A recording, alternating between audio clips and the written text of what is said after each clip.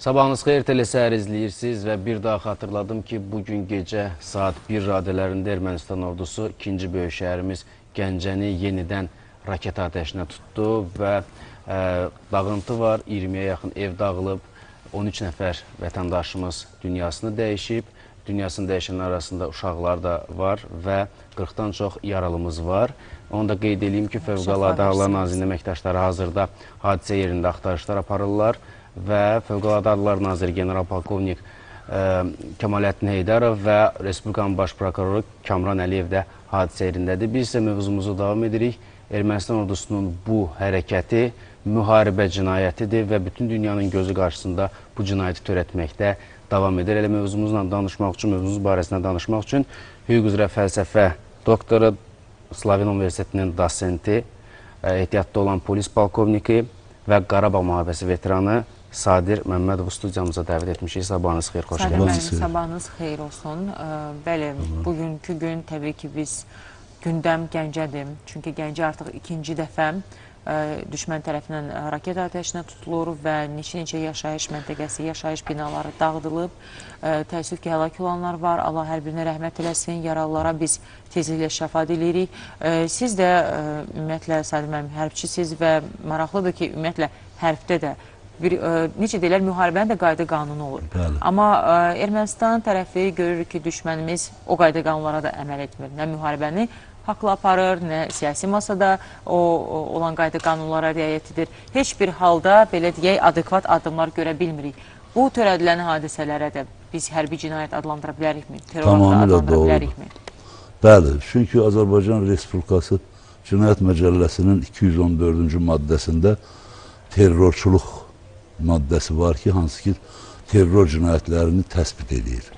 Onların məqsədi nədir? Birincisi, vahimə yaratmaq, beynəlxalq təşkilatları məcbur etmək ki, qeyri-qanuni qərarlar qəbul eləmək. Çünki bu ermənilər, ümumiyyətlə Ermənistan terrorçu dövlətdir. Əgər əsrlərdən baxsaq, daima bunlar terrorla məşğul olub və böyük bir Ermənistan yaratmaq üçün bunların məqsədi ondan başlayıb. Bugün əlbəttə onları təşkilatlandıran ermənilər, onların dırnaq arası ziyalıları gizləniblər. Baxmayaraq ki, erməni xalqı artıq məhvə doğru gedir və o məqsədlə də onlar artıq uduzduqlarını görürlər, məğlub olmaq əvəzinə və təslim olub hansısa qərarları bizim tərəfimizdən qəbul etmək əvəzinə bu terrora əl atırlar. Ona görə də növbəti terror hadisəsi gecə Gəncədə baş verdi. Onlar hələ 1988-92-ci illərdə Azərbaycanda çoxlu terror hadisələri törətmişdilər. Yadınızdadırsa, metropolitində partlayış olmuşdu, avtobusdu, sonra aeroportda, sonra 20 noyabr 91-ci ildə bizim dövlət xadimlərin Qarakənd ətrafında güllələdilər. 22 nəfər bizim Respublikanın ən vəzifəli şəxsləri, hansı ki, orada sülh məramlı getmişdilər. Yəni, bu onların xislətidir. Onlar uduzduqlarını görürlər, məğlubiyyətini görürlər. Çünki bizim möhtərəm prezidentimiz Ali Baş Komandanın bugün apardığı siyasət onu sərkərdəliyi bir daha sübut edir ki, erməni xalqı işğalçı bir dövlətdir və dünyaya car çəkmək istəyir ki, beynəlxalq təşkilatlar bunların haqqında müsbət bir qərar çıxarda bilsin ki, bəli, erməni xalqı artıq məhvə doğru gedir. Belə getsə, erməni dövləti olmayacaqdır. Bunlar bugün də bu terror aktlarına, belə deyək, əl atırlar və elə diversi qruplarının qarşısı alındı bizim tərəfimizdən. Diversi qrupunun başçısı tutulmuşdu, bildirilmişdi. O da özü də etiraf etmişdi ki, biz o məqsədlə Azərbaycana göndərilmişik ki, orada terror aktları törədi. İndinin özündə belə neçə müxtəlif yerlərdən, belə deyək, elə terrorçular, şübhəli şəxslər saxlanılır. Bəli, tamamilə. Bunlar təkcə Azərbaycanda deyil, dünyanın hər yerində terrorla məşğul olan bir xalqdır.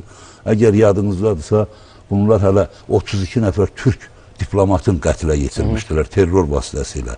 Tarixi izləsək, bunların xislətində terrorçuluq var. Fəxr etdikləri asıla terror təşkilatları var. Təkcə asıla deyil, onların kökündə daşnaq sütundur. Ondan sonra Qınçaq təşkilatıdır. 12-13 onların terror təşkilatı var ki, onların da icraçısı Asala təşkilatı olubdur. Bugün də onlar onu. Axırda onlar getdilər həmən təşkilatlanmanın Kurum təşkilatına, Dağlıq Qarabağa. Yadınızdadırsa, orada Pagasyan vardı, Manuçarov vardı. Zoru Balayanın 1974-cü ildə yazdığı əsərdə bunlara bir proqram verdi. Bugün Zoru Balayan kənarda qalıb, ancaq millət qırılır. xalq qırılır. Bax, bütün bundan başlamaq lazımdır. Bunu bütün dünya bilməlidir. Mənə elə gəlir ki, onların bugün törətdikləri bu qanlı cinayət dünyada heç də müsbət qəbul olunmuyor. Bu hərbi cinayətdir. Müharibənin öz qayda qanunları var. Onlar dinc əhaliyə qarşı bunu etməməlidirlər. Siz özünüz vurğuladınız ki, bu hadisələri törətməklə istəyirlər ki, beynəlxalq təşkilatlar bunlar haqqında qeyri-qanuni qərarlar versin. Sonra Bəli. da vurğuladınız ki, eyni cümlənin sadəcə qeyri-qanuni yerinə müsbət qərarlar dediniz. Sadir bəy, müsbət qərar qeyri-qanuni qərarla biraz təzad təşkil eləyir, amma Onların xeyrinə müsbətdir rəqarası. onların xeyrinə Bəli, müsbətdir. onların xeyrinə güya ki qırılırlar, dünyaya car çəkirlər. Bunların arxasında dayanan Azərbaycanı dövlətlər aqressor var. kimi göstərmək istəyirlər, amma Təqdim təbii etmək istəyirlər, ancaq bu mümkün deyil. Şuşada kilsənin vurulmasını yalandan, bu yenə də dezinformasiya yaymaqla necə bunu böyük şişirtdilər, necə beynəlxalq mətbuatda da bu çox müzakirə olundu, halbuki sonra da faktlar, sübutlar yetirildi ki, bu belə deyil, orada təmir işləri aparılırdı, yalandan onu elə tirajlayırlar ki, güya Azərbaycan kilsəni vurub, halbuki Azərbaycan multikultural ölkədir və biz bütün ölkəyə bugün nümunəyi, müxtəlif xarici ölkələrdə Azərbaycan multikulturalizmi fənni tədris olunur, bunu xüsusilə qeyd etmək istəyirəm və bizim ölkəmizdə bilir neçə sinagoglar, kilsələr var və dövlət tərəfindən məhz büdcədən pul ayrılır onların təmiri üçün. Yəni Azərbaycan niyə ki belə addım atsın? Yox, bilirsiniz necədir? Bunlar ümumiyyətcə bütün onların təxribatlarına qarşı bizim möhtərəm prezidentimiz, Ali Başkomandanın çıxışları ki, müxtəlif informasiya vasitələrinə verdiyi çıxışları ilə onların bütün o planlarını məhv elədi və onların yalanları ortaya çıxır. Mən deyərdim ki, bugünkü müharibə ilə bərabər bizim Ali Başkomandanın o çıxışları ki var, mütəmadi olaraq. Xalqımıza müraciəti. Bəli. Xalqımıza müraciət. Xalqımıza müraciətləri ki var. Bu müraciətlə artıq dünya bildi ki, ermənilər doğrudan da etdikləri bütün bu hərəkətlər təxribat xarakterlidir. Onlar daimi təxribatlarla yaşayırlar. Nəyə görə? Əvvəlcədən planlaşdırdıqları bir işin arxasında mütləq təxribat durur. Çünki onların başqa bir qüvvəsi yoxdur. Və onlar bilirlər ki, artıq Dağlıq Qarabağ deyərdim ki, boşdur. Orada erməni qala bilməz, qeyri-mümkündür. Orada bir nəfər də erməni qala. Mən onlarla 4 il işləmişəm. Mən yaxşı bilirəm ki, onlar necə qorxaq, ondan arxadan zərbə vuran, planları hansıda məkirli, daima onlar çalışırlar ki, insanlara qarşı bilirsiniz, hiləgərlik işlətməklə məşğuldur. Açıq siyasətlə məşğul deyirlər. Sədir müəllim, çox üzr istəyirəm, indi xatırlanım. Bax, elə nə qədər bizləri bu məkirli insanlardılar ki, nə qədər insaniyyətdən belə kənar bir xalqdır ki, götürüb qəbirstanlıqları vururlar. Bunlar həm Tərtərdə, həm daha sonra Ağdamda biz qeyd etdik ki, dəfn mərasimi həyata keçirilən zaman qəbirstanlığa atəş açmaq, bu nə deməkdir? Bu, bundan O aşağı dəfn heç bir mərasimi şey. həyata keçən molla yaralandı, orada işləyən qəbirstanlıqda həmin şəxs yaralandı. Dinindən, irqindən, milliyyətindən asılı olmayaraq insanıq hamımız. Bu dünyada insanıq. Uşaq öldürürlər, qadın öldürürlər, qoca öldürürlər. Öldürməklə yəni sakitləşmirlər, qəbirstanlığa hücum edirlər, dini abidələrə hücum edirlər. Məsəl üçün, özləri xristiyan milləti ola-ola bizim məscidlərimizə hücum edirlər. Bu, ümumiyyətlə, insanlığa sığışmayan bütün bu faktorlar fonunda bəlkə də insanlığını çoxdan itirib bu millət. Mən bilirsiniz, ümumi millət... Olmayıb heç məncə. Mən deyə bilərdim ki, bax, sizə bir misal çəkim. 1918-ci ildəki 20-ci illər bilirsiniz də ermənilər bizə qarşı qırğınlar törədilər və həmin qırğınlar Qarabağdan başlamış Lənkərana, Lənkərandan Böyükkəsiyə, Qusardan başlamış Bakıya qədər, bütün ərazi, Şamaxı, Qubatlı, hər yerdə. 1918-ci ildə Naxçıvanda Əmov kəndi deyilən bir kəndimiz var idi. Onlar bizimkiləri qətilə yetirəndə bir hamilə qadını o ki, süngü ilə qarnı yararaq, üzr istəyirəm, oradan uşağı çıxardıb diridir. Deyir, yap o, mən bir müsəlman yaposunu deyir, məhv elədim.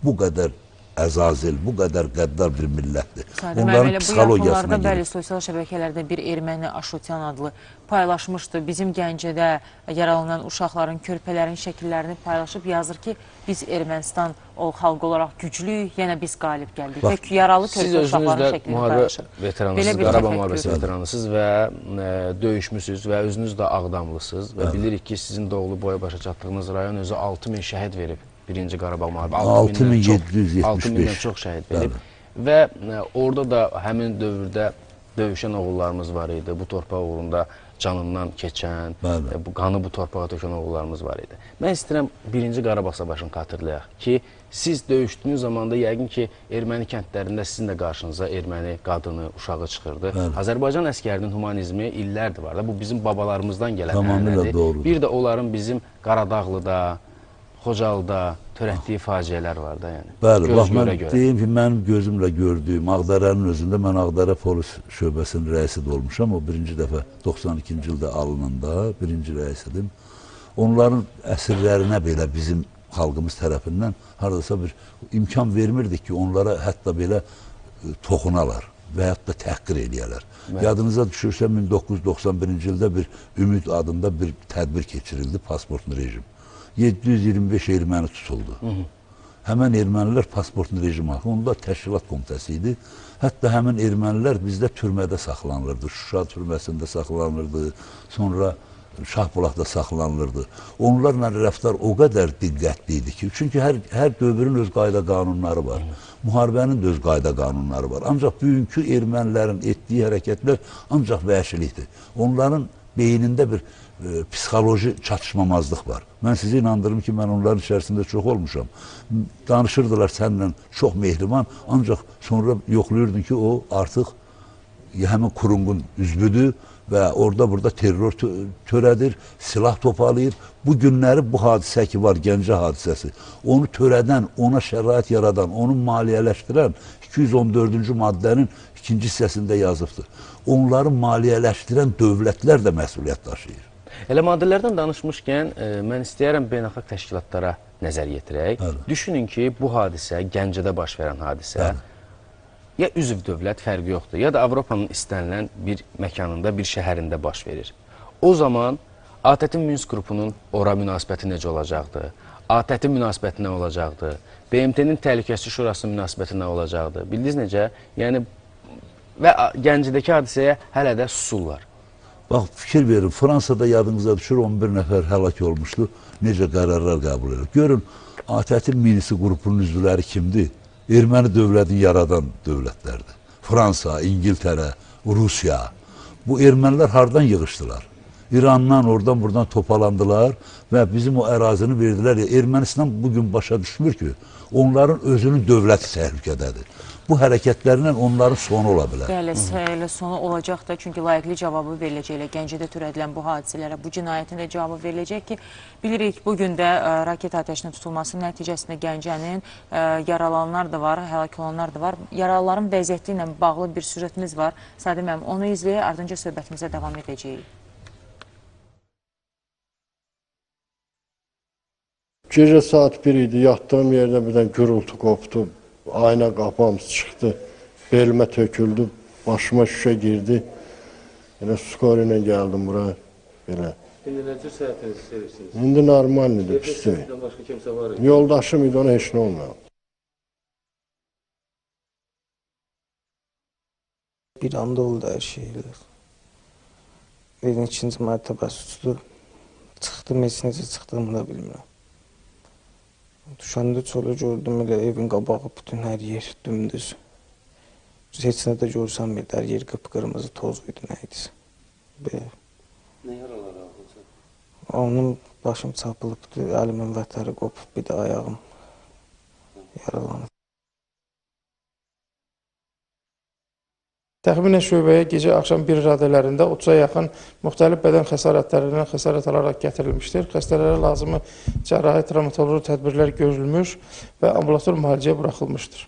İndi hazırda Hazırda şöbədə 2 nəfər nəzarətdə var. Birinin əlində vətərində kəsliyi olduğuna görə əməliyyat planlı şəkildə əməliyyat hazırlanacaq. digərlərin vəziyyətləri necə idi? Digərlərin vəziyyətini mükafi adlandırmaq olar, ambulator müalicə təyin olunub. Allah şəfa versin Allah yaralılarımıza. şəfa versin. Bu da erməni xisləti, erməni düşmənimizin xəstə təfəkkürü. Əslində bu nəinki Azərbaycanlılara, Gəncəlilərə, Azərbaycanlılara qarşı düşünürəm, ümumiyyətlə bir insanlığa bir təhlükədirlər. Onlar bizim ölkəmizə yox, həm də qonşu ölkələrə, ümumiyyətlə region üçün bir təhlükə kəsb edirlər, bir təhdiddirlər. Təkcə region deyil, bütün dünyada. Çünki bunların bu qeyri-qanuni silahlanması, onların təchiz olunması o silahla hansısa dövlətlərin maraqları hamıya məlumdur. Bax, bu gün də görürsünüz ki, İran Respublikasından ora silah daşınır. Məlumatlar var da, bax o silahlar hansı dövlətdə istehsal olunub və haradan alınıbdır? Bu silahlar nəyə yönəldilibdir? Onların atdıqları, bunlar hamısı yəqin ki, Bizdə araşdırılacaqdır. qadağan olunmuş silahlardır. İçərisində ağ fosfor olan balistik Bəli, raketlər hansı ki, atırlar qadağandı, qadağandır. qanunçuluğuna bu qəti insanlığa qarşı olan ən ağır cinayətdir. Bax, onu onlara verən dövlətlər var, təchiz edən. Bu fikir ver, Xarici İşlər Nazirinin, Ermənistan Xarici İşlər Nazirinin təyyarəsində silah daşınır. Buna necə baxma olar? Hansı dövlətdə, harada daşınır bu? Harada yüklənir? Ümumiyyətlə, amma təhlükəsizlik qaydalarının pozulması birbaşa deməkdir bu qaydalar. Bütün bu beynəlxalq qanunların pozulmasıdır. Ya da Ermənistan Müdafiə Naziri çıxır açıq şəkildə Azərbaycan dövlətini təhdid edir ki, mülki əhalinin mülki ərazisini vuracam. Yəni bir qanuni suveren dövlətin ərazisini və əhalisini sən atəş altında saxlamağa durub deyirsən və sən ölkənin müdafiə nazirisən. Və məqsədini açıqlayır ki, panika yaratmaq üçün biz bu şəxslərə də Makaron çox narahatdır ki, ermənilər buradan Dağlıq Qarabağda qovulur. Ancaq bu qədər və də bu Fransanın adını da deyir, makaron deyəklər ona. Çünki makarona oxşuyur. Həqiqətən mən o təhqir edir o milləti. Ona deməkdən ki, ay erməni, sən çıx o torpaqlardan, get dinc ölkəmdə yaşa. Sənə ölkə yaradıblar, ərazi veriblər. Onun əvəzinə bizə qarşı çıxsın desin də, desin ki, niyə bu hadisələri törədirsiniz? Fikir verirsiniz, ikili standartlar mövcuddur. Əlbət düşünürəm ki, özünün əhalisi, mülki əhalisi təhlükədə deyil və yetəri qədər regiondan uzaq bir dövlətdir. Regiondan uzaq olduğuna görə də bu şeyi rahat şəkildə danışa bilir. Rahat danışa bilir. Sonra elə dövlətlər var ki, maraqlıdır bu hadisələrdə, çox maraqlıdır ki, bu müharibə olsun. Elə dövlətlər var ki, bundan varlanmaq istəyir. Öz silahlarını satmaq istəyir. Bilirsiniz, müharibə elə bir şeydir ki, burada təkcə terrordan deyilmir, ümumi olaraq beynəlxalq cinayətlərdən gedir. Əlbəttə. Bir millətin məhv olması, erməni xalqı məhvə doğru gedir. Bax, bugün o Gəncə hadisəsinin heç yeri varıdırmı? Onu etməklə o nə edə bilər? Onsuz da xalqımız qorxmur. Xalqımız məhvdir. Xalqımız bugün ruh yüksəkliyi ilə. Mən özüm də 2 dəfə getdim, Yevlaxdan keçə bilmədim. Ki, gedək döyüşməyə, dedilər, ağsaqqal adamsan, get. Çünki bilirsiniz, xalqımızda elə bir ruh yüksəkliyi var ki, mən onların qanı yerdə qalmayacaq. Bəlkə də elə bax, bu bizim birliyimiz, həmrəyliyimiz onları qorxudur. Bəlkə də elə bizim bu qətiyyətli, ölkə başçısının, Ali Başkomandanın qətiyyətli qərarı onları qorxudur. Ona görə bu addım atırlar. Təkcə qorxutmur, onlarda vahimə yaradır. Mən sizi inandırım. Çünki bizim prezident öz çıxışları ilə, öz müraciətləri ilə, bütün o dünya kütləvi informasiya vasitələrlə verdiyi həmən danışıqlarla demək olar ki, müharibə qədər zərbə vurur ermənilərə. Və eyni zamanda erməniləri dəstəkləyən dövlətlərə böyük zərbə vurur. Mesajlar ötürür. Onların sifəti açılır. Gəncəyə bağlanaq. Əməkdaşımız Vəfa Ağabalayeva ilə danışaq. Hazırda Gəncədədir. Bəli, bağlanırıq təfərrüatları öyrənmək üçün. Vəfa, sabahınız xeyir olsun. Söz sizdədir. Son vəziyyətlə bağlı bizi də tanış edərdiniz. Sabahınız xeyir Səidə, sabahınız xeyir Tofiq. Bəli, biz hazırda hadisə yerindəyik və artıq gecə saat 1-də burada hadisə baş verdi və hadisə baş verən andan burada çəkilişlər aparır əməkdaşlarımız, eyni zamanda digər media qurumları. Hazırda indiki vəziyyəti sizə çatdırmaq istəyirəm ki, burada Baş Prokurorluğun işçiləri buradadır, eyni zamanda Baş Prokuror Kamran müəllim də buradadır. Fövqəladə Hallar Nazirliyindən əməkdaşlar dünən gecədən artıq burada təxliyə işləri aparır, xilas etmə işləri aparır və Fövqəladə Hallar Naziri Kəmaləddin Heydarov, eyni zamanda Niyazi Bayramov da buradadır, Gəncə şəhər icra hakiminin icra hakimi və hazırda hadisə yerinə baxış keçirirlər. Elə operatorumuz da bu həmin görüntüləri sizə göstərir. İndiki vəziyyətə uyğun olaraq qəhrəman digər tərəfi çək. Baxın, orada təxliyə işləri, ümumiyyətlə bütün proseslər yekunlaşıb demək olar təxliyə işləri. Amma Fövqəladə Hallar Nazirliyinin əməkdaşları burada çalışırlar və artıq bu gecədən aparılır bu proses. İndi siz görürsünüz həmin o səhnəni. Proses davam edir. Hazırki vəziyyət bu yerdədir, amma biz yenə də canlı yayımda qalırıq. Mənim çatdıracağım informasiya hazırda bunlardır. Birazdan yəqin ki, müsahibələr də olacaq, amma kadrlar sizdə canlı yayımlanacaq. Vəfa, aldığımız məlumata görə xüsusi qərargah yaradılıb. Bununla bağlı nə deyə bilərsiniz bizim tamaşaçılarımıza? Sən bəli, belə deyirlər, amma hələ ki dəqiq bir məlumat verilməyib bizə. Bizə məlumat verildiyi təqdirdə biz həmin informasiyanı sizə çatdıracağıq. Bəs orada qardaş Türkiyənin media nümayəndələri və media mənsublarından başqa digər ölkələrin kütləvi informasiya vasitələri varmı? Çünki bu hadisə mütləq dünya mediasında geniş şəkildə işıqlanmalıdır. Düzgün qeyd etdin. Gecədən etibarən qardaş Türk dövlətinin, Türkiyənin media qurumları burada çalışırlar və operativ şəkildə bütün dünyaya bu terrorizm aktını çatdırmağa çalışırlar. Mənim qarşılaşdığım, ən azından öz fikrimi bölüşəcəm, mənim qarşılaşdığım burada media qurumları yalnız Türkiyənin nümayəndələri idi. Hələ ki digər ölkələrin media qurumlarını görməmişəm, amma gördüyüm təqdirdə həmin insanlarla da söhbət etməyə çalışacağam və bu terrorizm aktını bütün dünyaya necə çatdırırlar, onlardan da bir fikirlərini alacağım və irəlidəki saatlarda da bunları mütləq sizinlə bölüşəcəm, izləyicilərlə bölüşəcəm. Vəfa, təşəkkür edirik sənə. Növbəti saatda da sənə yenidən qoşulacaq. Son vəziyyətlə tanış olmaq üçün. Bəli, elə ilk hadisələrdən sonra, Gəncədə birinci raket atəşi açıldıqdan sonra ora diplomatik nümayəndələr, diplomatik korpusun nümayəndələri xatırlayırsınızsa cəlb olunmuşlar, hərbi atəşlər və vəziyyətlə bağlı Prezidentin köməkçisi də Hikmət Hacıyev də onları tanış etmişdi ki, onlar da qəti şəkildə bu təxribatı pisləmişdilər. Yəqin ki, eyni vəziyyət bununla da bağlı olacaq, bugünkü hadisə ilə də bağlı olacaq. Olacaq əsəydə üzr istəyirəm, amma bu bizim siyasətimizdir. Bu Azərbaycanın siyasətidir ki, ölkəmizdə olan diplomatik nümayəndələri aparıb həmin hadisə ilə tanış edirlər. Amma mən burada da informasiya cəbhəsində də ikili standarta toxunacağam.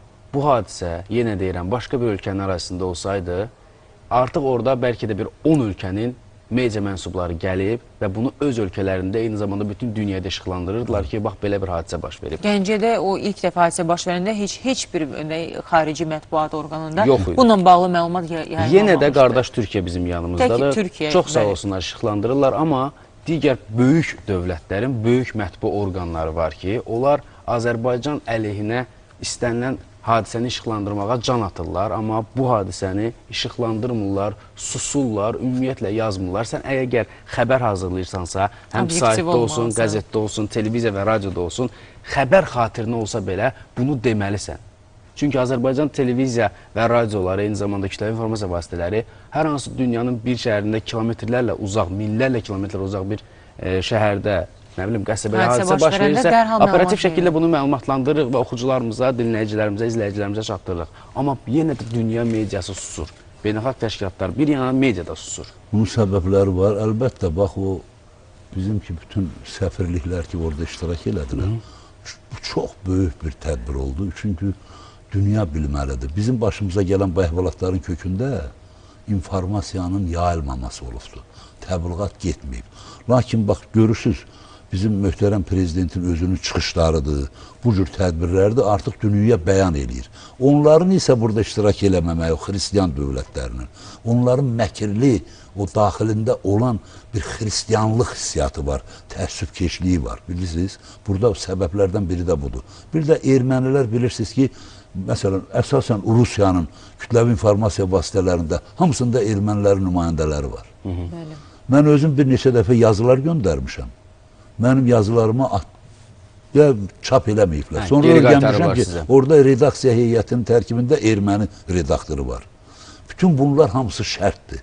Ancaq bütün bunlara baxmayaraq, bax, bugün Respublikamızda gedən bu tədbirlər var, istər bu müharibə ilə bağlı olsun, istər bizim bu haqq işimizlə bağlı olsun, artıq təkcə bizim Ali Baş Komandanın çıxışı ilə deyərdim ki, bütün o kütləvi informasiya vasitələri hamısını əvəz eləyir. Bugün dünya bu dəqiqə, hətta xristiyanlar özü buna fəxr eləyir ki, bu cür prezidentimiz var, bizim bu cür Ali Baş Komandanımız var.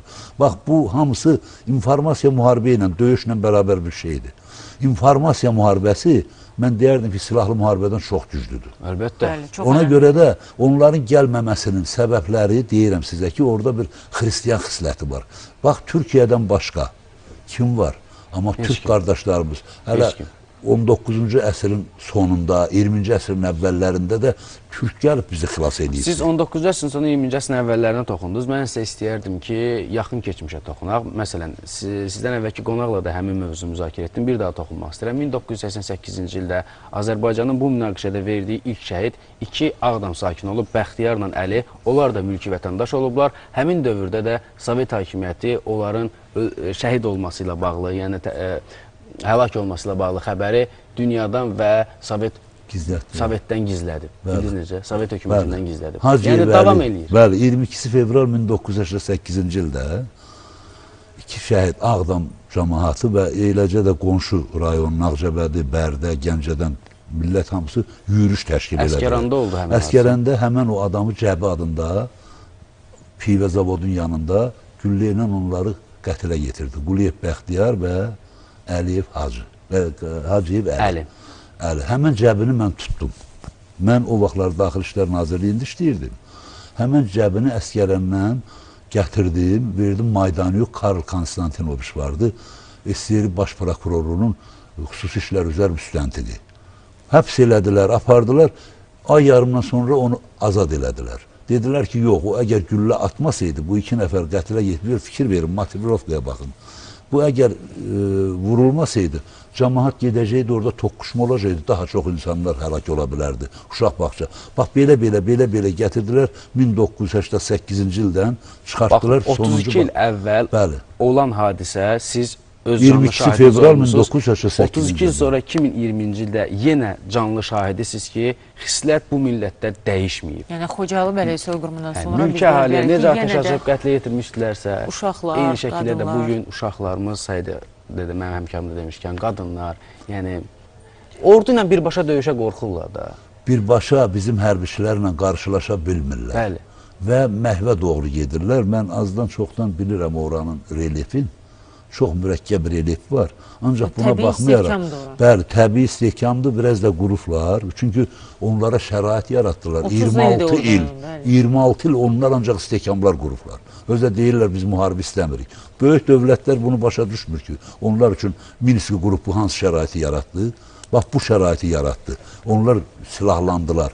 Bax, bu silahlanmanın əsas səbəbi ATƏT-in Minski qrupunun günahından irəli gəlir ki, onlar təcili qərarlar qəbul eləməli idi və Dağlıq Qarabağda 2 millətin bir yerdə yaşamasını təmin eləməli idi. Etmişlər də əslində etmişlər də 93-cü ilin aprelindən noyabrına kimi 4 qətnamə qəbul etdilər. Amma bu qətnaməni yenə də 2020-ci ildə Ali Başkomandanın siyasi iradəsi ilə Azərbaycan ordusu özü həyata keçirməyə başladı. Minsk qrupunun edə bilmədiyini biz döyüş meydanında etdik və o təməl prinsiplərini artıq biz deyə bilərik ki, həyata keçirməyə başlamışıq.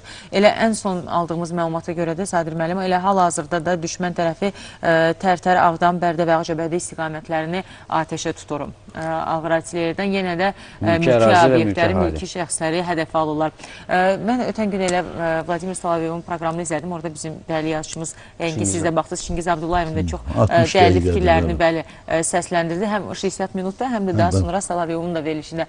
Deyir ki, əgər hər hansı bir elə Sənanın sözünə qüvvət, Avropa ölkəsində bir hadisə baş verəndə, onun bir lideri, həmin ölkənin lideri çıxış eləyəndə ki, belə bir hal baş verib, ona dərhal inanırsınız. Amma deyəndə ki, Ermənistan Azərbaycana qarşı belə hərbi cinayət törədir, belə təxribat törənidir, daha sonra muzlulardan, terrorçulardan istifadə edir. Siz buna şübhə ilə yanaşırsınız və inanmırsınız. Bax, bunu da bayaq mən dedim ki, burada bir xristiyanlıq təəssübkeşi var.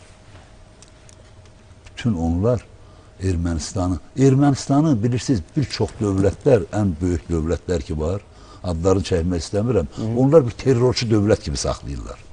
Ermənilərin orada yerləşməsinin bizim ərazidə, tarixini yaxşı bilirsiniz də, ona mən getmək istəmirəm, mövzudan uzaqlaşmaq istəmirəm. Özləri öz tarixlərinin 150 ilə qoydu abidəni uçurduqlar da. O yalan söhbətlərdir, Alman türmələri, arsaq sözü türk sözüdür kökü.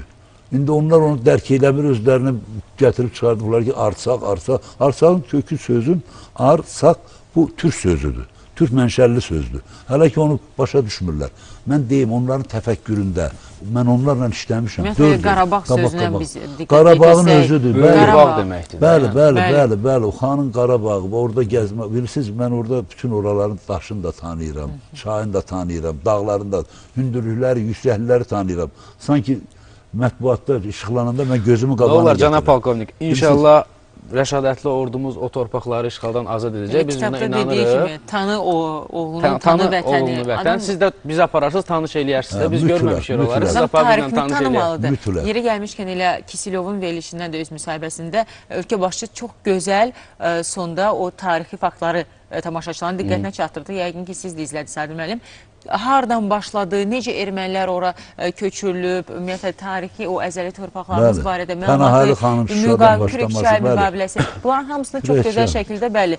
Kisilyovun Qısa proqramı olaraq diqqətə o qədər çatdırdı. sanki bir raket udarı olaraq Xronoloji ardıcıllıqla Bəli. bütün tarixi bax məqamları fikir verirsiniz də, xarakterlər şərhlər açıqlayacaq gedir biz. də dünyada beynəlxalq kütləvi informasiya vasitələrində.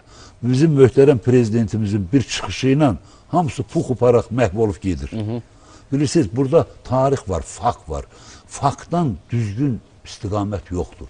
Paşinyanın çıxışından danışılır. Paşinyan- Yenə də növbəti dəfə özünü biabır eləyir. Hər müsahibəsində, hər çıxışında. O insan, mən inandırım sizi ki, o psixopatdır. Mən sizi Onun inandırım. ümumiyyətlə O psixoloji fikrini toparlaya sarsıntıları bilmir. var, bəli. Ya psixopatdır ya da psixopat etmişik də. Ordumuz zərbələr endirə-endirə. İndi bir o insanı heç, o psixopat edir. kontuziya alıb başqa iş təhqir eləməkdə, ancaq onda həqiqi onda şizofreniya. Mən keçmişəm, mən medisina keçmişəm. Mən onun danışıqlarında, bir də onda üzr istəyirəm sizdən, onda bir oğlan-qız məsələsi var səsində. Mən sizə deyərəm, bax, sübut olunacaq ki, o həm oğlandır, həm qızdır. Onun səsinə fikir verin, onun danışığına fikir verin, incəliklərinə baxın, necə əzilir, büzülür. Heç nə də fikrini necə eləyə bilmir. Siz Bu insan aparıcının anormal suallarından bir belə insan. cavab verə bilmir. Aparıcı dəfələrlə sualını təkrar edir. Ya o sualı başa düşmür, görünür ki, ya da ki, məqsədli şəkildə sualdan yayınmağa Ha, bu çalışır. küçədən tutulan adamdır. Cənab Prezident özü də dedi ki, Küçədən tutulan adamdır bu. müsahibəsində dedi ki, o küçədən gəlib Bəli, və küçədən Soros gəlib fondunun hakimiyyətə. Bəli, layihəsidir. bəli, Soros onun fondunun layihəsi ilə gəlibdi. Orada da onun, heç o birisi də bir zibil döyüldü, o əvvəlkilər, açığı deyim.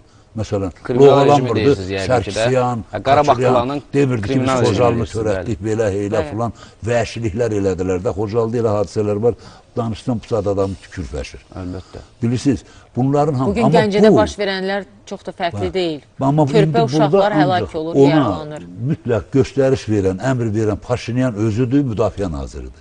Onda Yoxsa yenə deyəcək, mənim xəbərim yox idi, əmri mən verməmişdim. Çox güman ki, Axı elə Görsən Naxçıvan- bugün çox Naxçıvana güman ki, atılanı Naxçıvana boynundan verəcək. atırlar. Naxçıvana atılanı boynundan atırlar.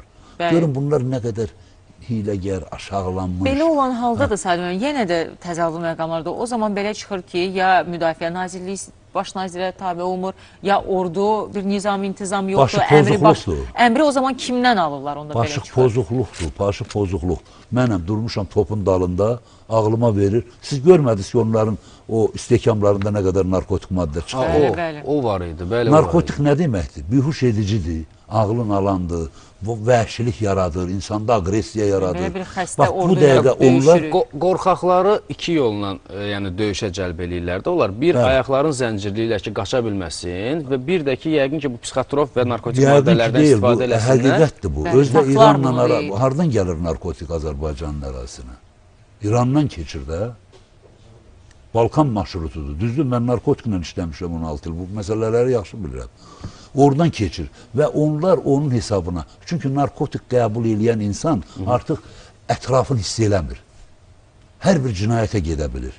Və belə xəstə ordu ilə biz döyüşürük. Və indi o Onlar xəstəliyi də deyil. təmizləmək üçün Allah qoysa bizim uğrumuz. Bəli. Bəli. Bax, Ali Baş Komandanın göstərişi ilə, rəhbərliyi ilə, sərkərdəmizin göstərişi ilə. Doğrudan da bizim möhtərəm prezidentimiz elə akıl sərkərdəymiş, böyük bir dahi sərkərdəymiş. Əlbəttə. Çünki onun fikir verin, çıxışlarında, ordunu yönləndirməsində, özü də hər dəfə tapşırır ki, mülhi əhali ilə işimiz yoxdur. Humanizm. Amma Bu səbr var. humanizm. Səbr, bəli, humanizm, Böyük səbir, mədəniyyət. siyasi iradə Amma və onları həmən uyuşdurucu maddələrlə, bax, bugünkü gecəki hadisəni törədiblər, ondan əvvəlkini törədiblər.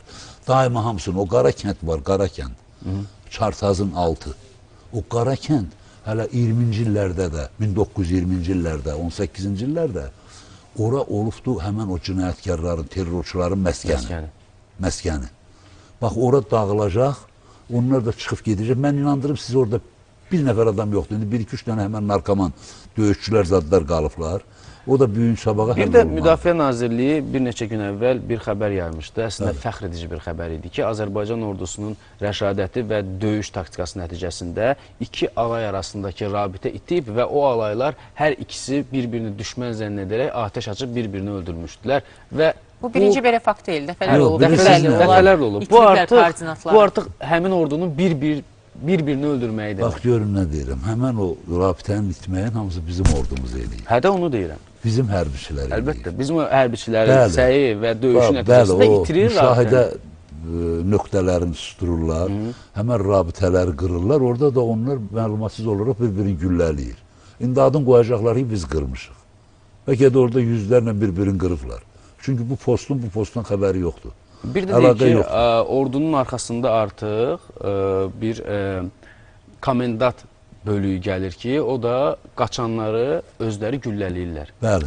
Belə əmr Döyüşdən verilmişdi. qaçanları özləri Onsuz ki, güllələyirlər. Ermənistan Yəni, bu hökuməti- artıq məhvə doğru getmək deməkdir. Çünki bir əskər öz papağını qoyub qaçırsa, döyüş bayrağını qoyub qaçırsa, özünüz müharibə veteranısız və ehtiyatlı olan polkovniksiniz. Döyüş bayrağını qoyub qaçan orada artıq uduzmuş ordudur. Hələ adama gözləyir ki, nəsə olacaq, Razıla nəsə baş qarşı verəcək. deyil, belə bu artıq çürümüş, içərdən dağılan, Bəli. parakəndə bir ordudur. Hay-huyla bunlar istəyirlər ki, Azərbaycanın şanlı ordusuna qalib gələrlər. Mən hər dəfə Ona bunu görə- fəxrlə deyirəm, istəyirəm bir də deyim. Bizim ordunun o taktikası nəticəsində, döyüşün nəticəsində bunların illərlə özlərinə qurduğu bir euforiya var idi. Ohanyan səddi. Bəli. Necə o sədd məhv oldu, bütün dünya car çəkirlər. Hətta Yerevanda beton, çınqıl, sement qoymamışdılar. Hamısını daşıyıb gətirib Hamısını, orada bəli. sədd çəkirdilər. Amma bir neçə saatın içərisində o Ohanyan səddi məhv oldusa, bu bunların 30 illik istehkamı idisə, 30 illik yığdıqları orduydusa, Və bu nə oldu? bu nə oldu da? Düşmən Yəni, bu- unutmamalı niyə ki, bilmirəm? Azərbaycan dünyanın 50 ən yaxşı ordusu siyahısındadır. Bir də bizim silah-sursatımız Bəli, daha müasir tamamilə silah-sursatdır. Zabit gizirlərimiz daha Bizim peşəkardır. müasir silah-sursatla işləmək var. Bəli də, yəni Peşəkar tətbiq ixtisaslaşmış edilməli kadrlar var. kadrlarımız var. Bunlar da Bəli. kimdir? 60 yaşında üzü başı ağappaq əlində bir avtomat durub orada bizə xox eləyir. Bu aydın məsələdir ki, orada ordu yoxdur. Artıq ordu yoxdur. Orada o həmən o bugün atılan mərminin arxasında duran bir-iki nəfər var ki, o da inandırım sizi ki, bəlkə də erməni deyil. Elə onun səbəbidir də bu Bax, Gəncə və Gəncə mən- kimi digər mülki çünki şəhərlərimizin atəşə tutulması. Fakt əlimdə yoxdur, ancaq mən bunu hiss Fakt edirəm. yoxdursa deməyək. Mən intuisiya, bax, mən deyirəm ki, həmin o atılcılığı eləyən, həmən silahları bura atanın arxasındakı erməni deyil. Bildim, amma faktımız Hardansa- yoxdursa Muzlular deməyək. cəlb Hardansa, olunub, terrorçular. bəli, xaricdən muzlulardır, indi bilinmir nə millətidir. Bax, onlardır. Özdə bunların Suriyada çoxlu erməni var axı. Bizi şər deyirlər. Bizim Suriyə ilə nə əlaqəmiz? Amma, özləri bizə Bizim bir şey ölkə deyim. başçısı söylədi ki, Hüseyin, bizim dedi ehtiyacımız yoxdur. Azərbaycanda minlərlə bəli hazırlanmış Nizamlı o bizim ixtisaslaşmış bəli kadrlarımız var, ordumuz var və bizim ehtiyacımız yoxdur gedib terrorçuları gətirməyə. Amma bizim Dövlət muzluları Təhlükəsizlik gətirməyə. Xidməti özü sübut elədi, onların radio danışıqlarını tutmuşdu ki, o Bəli, terrorçu faktlarla, qruplaşma səs danışırdı. yazmalar. Amma sizə bir şey deyim, cənab polkovnik, onlar özləri çıxıb gedəcəklər. Çünki muzlu döyüşçülər hara üst tuturlar da, adətən hardansa qənimət götürsünlər. Amma gedə orada qənimət bilsələr. Peşmançılığını da o götürə səs yazmalarında bilməyəcəklər, peşman olub qeyd gedəcəklər. çıxıb etmişlər. gedə bilsələr. Hə, o da var da. Bizim Çıxıb ordumuz gedə onlara imkan bilsələr. versə. Bəli. Onlar qanmır ki, bax, biz humanistlik eləyirik, onlara o Laçın koridorunu gözləyirik ki, gedin. Bilirsiniz? Ancaq bunların təfəkküründə onları məcbur eləyirlər. Hansı ki, o terrorçuların başçıları ki var. Məcburiyyətlə işlə nail ola Məcburiyyətlə bilməyəcəklər. dalqaban Sadi kəsib müəllim, onu Ferrari gəlin eləyirlər. Füzuliyə qoşulaq. Bizim əməkdaşımız Tural Qurbanov oradadır. Görək Füzulidə vəziyyət necədir. Tural, sabahınız xeyir olsun. Bizi eşidirsinizmi? Sabah ser, salamlayıram sizi Füzulidən, sabah ser. Sabahın xeyir. Tural, özün necəsən və Füzulidə son vəziyyət necədir? Məlumatları səndən eşidək. Buyur. Valla deyim ki, açığın deyim ki, dünən gecəyə kimi yaxşı idik, amma Erməni Silahlı Birləşmələrinin Gəncədə törətdiyi terrordan sonra biraz əhval-ruhiyyəmiz aşağı düşdü. Dünən gecə deməli Füzuli rayonunda axşam radələrində bir neçə cəbhə boyu ərazilərdə yerləşən yaşayış məntəqələrində atəş səsləri eşidildi və bir neçə dənə top mərmisi düşdü, əsasən də Şükürbəyli kəndinə. Cəbrayıl rayonu istiqamətində isə aldığı məlumata görə orada düşmən yenidən təxribata əl atıb və qruplar şəklində hücuma keçməyə başlayıb. Hazırda isə həm Cəbrayıl rayonu istiqamətində, həm də Füzuli rayonu istiqamətində demək olar ki, atəş səsləri eşidilmir, sakitçilikdir. Əgər hər hansı bir məlumat olarsa, bununla bağlı informasiya çatdıracağıq. Aydındır Tural, təşəkkür edirik. Təşəkkür Özünüzü edirik, qoruyun. çox sağ olun. Bəli, Füzulidə olan son vəziyyət belə. Ümumiyyətlə, daim bizim yaşayış məntəqələrimiz atəşə tutulur. Biz bunu dəfələrlə qeyd etdik. Tərtər olsun, Ağdam, Füzuli, Ağcabədi, Bərdə. Yəni, ötən gündə ümumiyyətlə Ordubadın atəşə tutulması nə yaxşı ki, bu boş bir əraziyə düşdü və yaralananlar olmadı, həlak olanlar olmadı. Amma bugün biz Gəncə və Mingəçeviri görürük və vəziyyət göz qabağındadır. Bu da Ermənistanın növbəti çarəsizliyinin bir nümunəsi deyə bilərik. Bir sübutudur. Bilirsiniz, bunlar o təhlükəsizlik şurasının üzvüdür. Onlar çalışırlar ki, burada cəlb eləyərlər digər dövlətləri. Digər dövlətləri cəlb eləmək üçün Münaqişənin ayrılığını bəli, vermək istəyirlər. biz öz torpağımızda döyüşürük. Təbii. Ordumuz öz torpağımızda təmizləmə ilə məşğul. Təmizləmə deyəndə azad eləyir də, onlar tərəfindən işğal olunmuş qeyri-qanuni əraziləri azad eləyir. Bu ərazidən çıxanda artıq üçüncü dövlətin qarışmaq ixtiyarı gəlir. Bunlar ona çalışırlar. Ancaq başa düşmürlər ki, burada da analiz olunacaq ki, bu təxribatdırmı, onu təşkil olunub ora dartmaqdırmı, yoxsa həqiqətən də o dövlət bu məsələyə, o çalışır Türkiyəni bura qata. Açıq məsələdir. Türkiyədə oturub orada moralini bizi bəli, mənəvi olaraq bizim bir millət və iki dövlət, düzdür? O, əlbəttə, özümüzün qanımızdır, bəli, canımızdır. Bizi yalnız mənəvi dəstək göstərir. Biz deyir ki, ehtiyac olarsa biz hərbi dəstəyi də göstərməyə hazırıq, amma bu dəqiqə, bu indiki mərhələdə yalnız və yalnız mənəvi dəstək. Hətta Ali Baş Komandan öz müsahibələrinin birində dedi ki, bəzən dedi, dini, irqi, yaxın olan millətlər var ki, onların heç yaxşı qonşuluq əlaqələri yoxdur. Mehribançılığı yoxdur. Türkiyə ilə Azərbaycanın modeli bu tamam başqadır. Dünyaya örnək olmalıdır. Biz qardaş ölkəyik. Bizdə dostluq münasibətindən daha çox qardaş bağı var. Və o qardaş bağı fonunda Türkiyə Cumhuriyyəti bizə mənəvi dəstəkdir və hər zaman da haqq sözünün yanındadır. Ümumiyyətlə, haqq işimizdir.